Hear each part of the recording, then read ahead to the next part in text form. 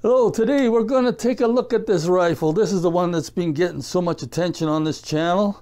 It's a Ruger #1 in a custom chambering of 45-120. That's an old buffalo hunting cartridge. This thing is a beauty of a rifle to shoot. Long barrel, 29-inch, peep sights on it, so I can just take this rifle, shoulder it, put the front sight on what I want to hit, and bang. No problem at all. Your rear sight just lines up automatically with your eye. So this is a very quick shooting rifle, and it's very powerful, and it's very accurate, and I think we should take another look at this thing. So let's get going.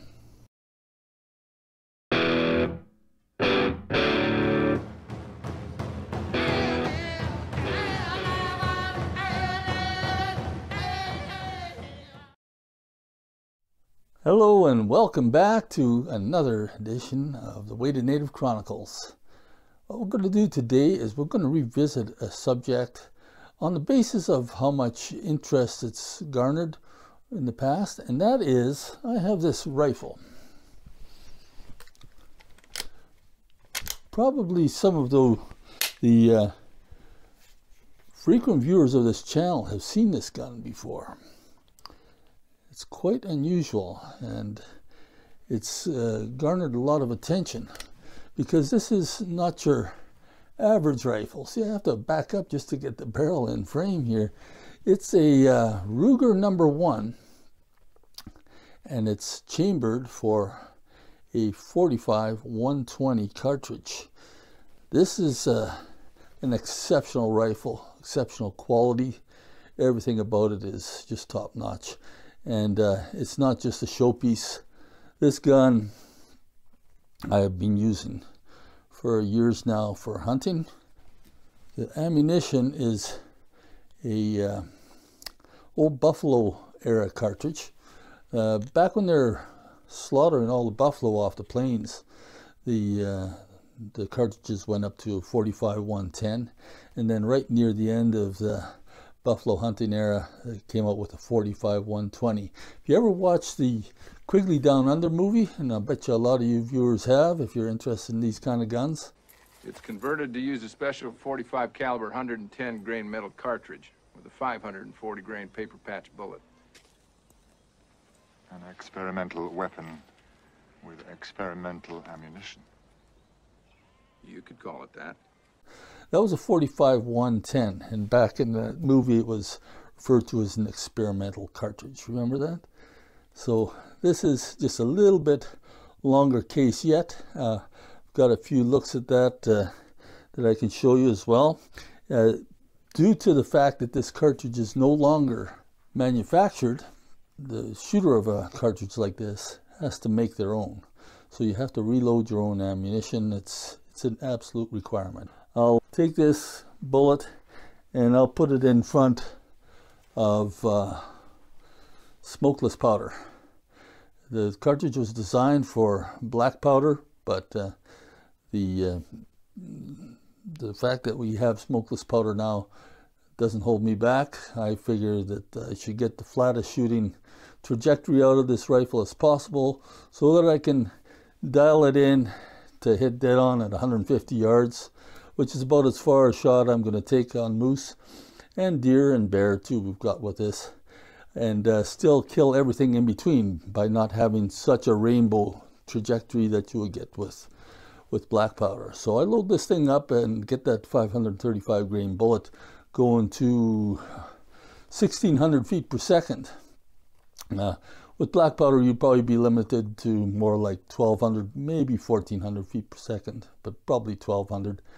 In the case of this gun, this is a Ruger #1, so it's got the strongest receiver production made in the world, I believe.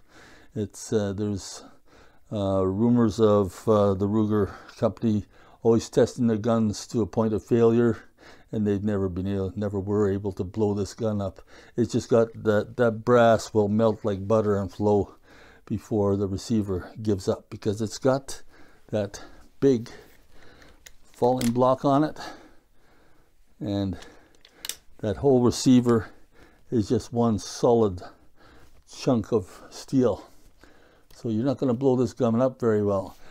In fact, if I wanted to, I could load this gun up, this cartridge up, so it would exceed the power of a .458 Winchester Magnum. I don't want to shoot it that way personally, because I want a shootable gun. And the way I load this up with 1600 feet per second on that 535 grain bullet through this 29-inch barrel, that's giving me about the recoil that I would get shooting a 7mm mag, because the gun itself is about 11 pounds, so it soaks up the recoil pretty good. And even my wife will shoot this. So this gun, I'd like to give you maybe a little bit of background on it. You know, it's got peep sights on it.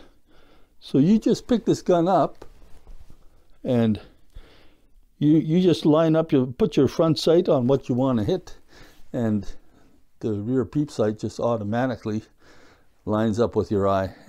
When you move it around, you can fold that sight down. It's just a really nice shootable gun.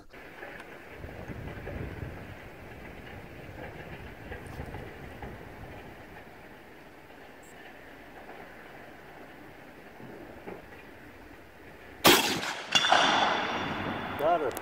Woohoo! This one here also has a small and large peephole on it that you can just flip up and down. So it's a Lyman rear sight. Some of the details on this gun were I'll just refer to my notes a little bit here. The project originally was overseen by Dean Enstad of Dawson Creek in BC. And I believe he sent this gun down to have the work done down to Oregon, because there's Robert T. Evans, who was featured in one of the rifle magazines. I forget which one it was. Very famous engraver. He did all this engraving work on this gun. Another guy, Danny Hannell in Oregon, he did the gunsmithing on this. So he's reputed to be one of the great gunsmiths of Oregon. And who else should we mention here? Well, we can mention the fact that the finish on this receiver is what's called electroless nickel. If you ever heard of that before. It's a very beautiful job. It seems to last very well. The forearm groove is a Alexander Henry style, and the date of the action suggests that this gun was made in about 1975. It packs a good punch, and whatever you hit with it, it's going to go down. And one of the joys of using it is the fact that you can make your own ammunition and your own bullets. That's what I like to do before I got this gun. And then when you get a rifle like this, then you can really make use of the skills you've acquired casting bullets. I've been doing that stuff for over 40 years, and it's a real pleasure to take a gun like this out into the field and get game with it, you know, because there's a lot of steps involved in the reloading of this cartridge, and a lot of testing went into it. I think I shot about 70 pounds of lead through this gun to develop just the perfect load for it. But inherently, this gun is already just so accurate. It's crazy accurate at long distance.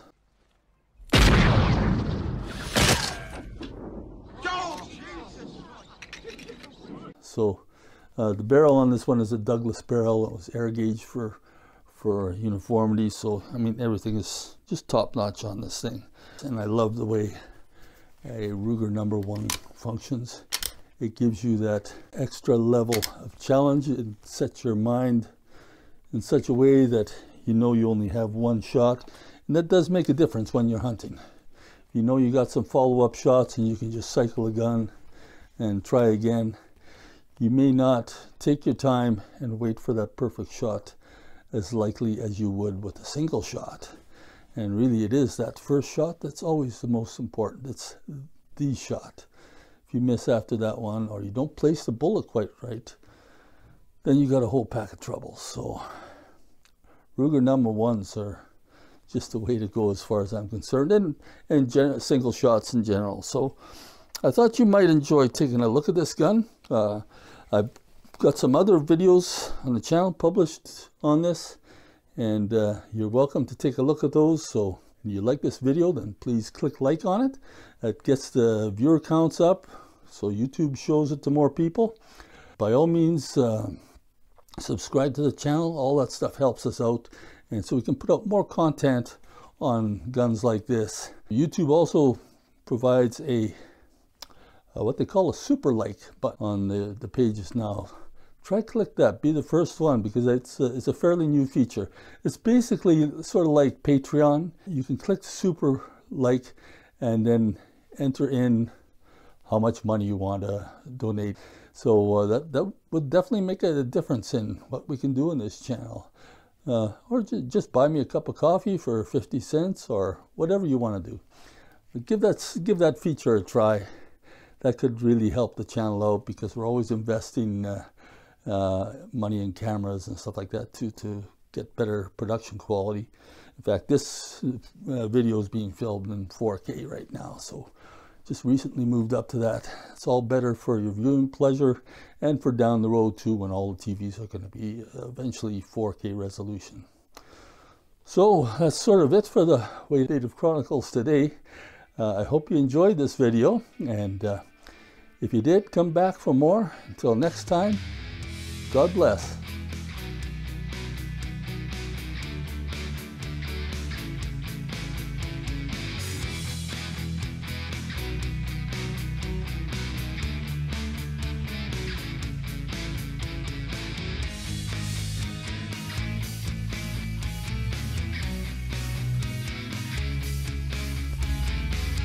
一day to then I can carrots.